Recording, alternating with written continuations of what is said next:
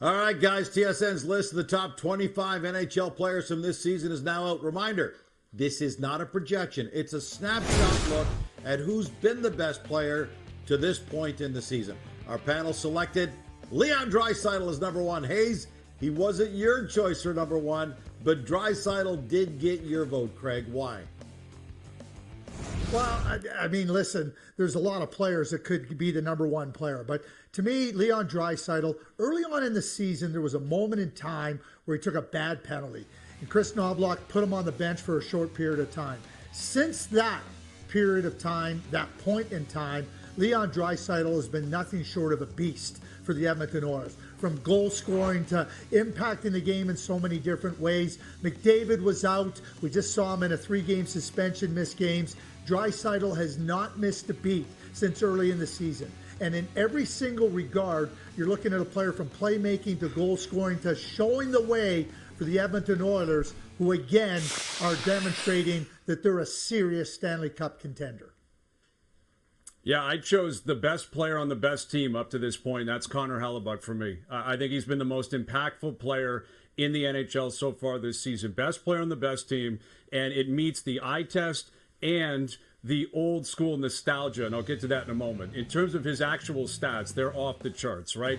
He leads the league in save percentage. He leads the league in goals against. He's got the most wins. He's got the most starts. But that nostalgia is something that I believe is worthy of being highlighted and celebrated. And what do I mean by that? He wants to play. He's a throwback in a modern era of sports science where goalies can't start that many games and pitchers can't throw that many innings and running backs can't get that many touches. Connor Hellebuyck snarls at that. Logan Thompson's the only other goalie in the league close to him in terms of the real stats and the underlying stats. You know, saves above expected, etc. Hellebuyck started way more games than him, and I love that, and I think it should be celebrated. I think he's been the most impactful player in the league so far, Craig. I have Connor Hellebuyck at 1. Well, if you think I'm going to try to dispel that notion, you're wrong. And I love the fact that you brought up load management. Connor Hellebuyck doesn't even know what that is. So, again, it goes back to my earlier point that there's a number of players that could be number one. If you think I'm arguing against Connor Hellebuyck being number one, guess again. All right, let's discuss the number one selection on the blue line. Quinn Hughes of the Vancouver Canucks. He comes in at number 6. Just one vote ahead of Cale Makar at number 7 amongst defensemen. Hughes won the Norris last year. Now he edges Makar on this list of the midseason rankings. Hayes, is it time to consider that Hughes could be the best defenseman in the world, or does that title still belong to Makar?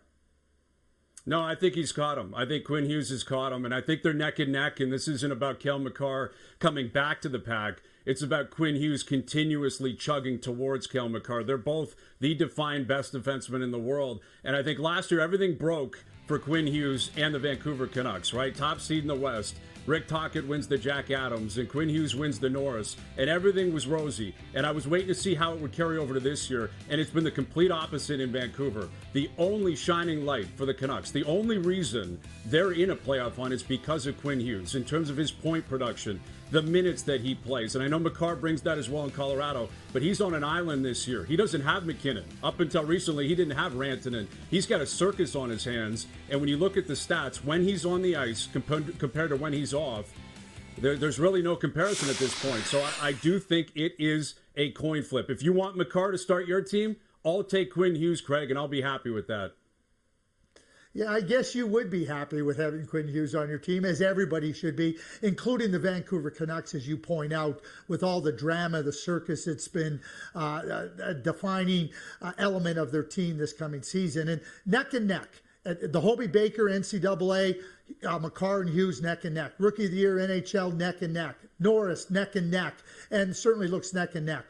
But I think it's really important to not say that these aren't the two best defensemen, but there's another defenseman that's come into this equation this year that's been simply brilliant, and that's Zach Werenski of the Columbus Blue Jackets. And yes, you know, he doesn't have the same pedigree as Hughes and Makar up to this point in time, But at this point, and we're keeping in mind that we're talking about best players in the NHL to this point of this season. And to me, Werenski is right in the class of best defenseman in the National Hockey League, along with Hughes and Makar. And just like Hughes, Brian, where would the Columbus Blue Jackets be without Zach Werenski?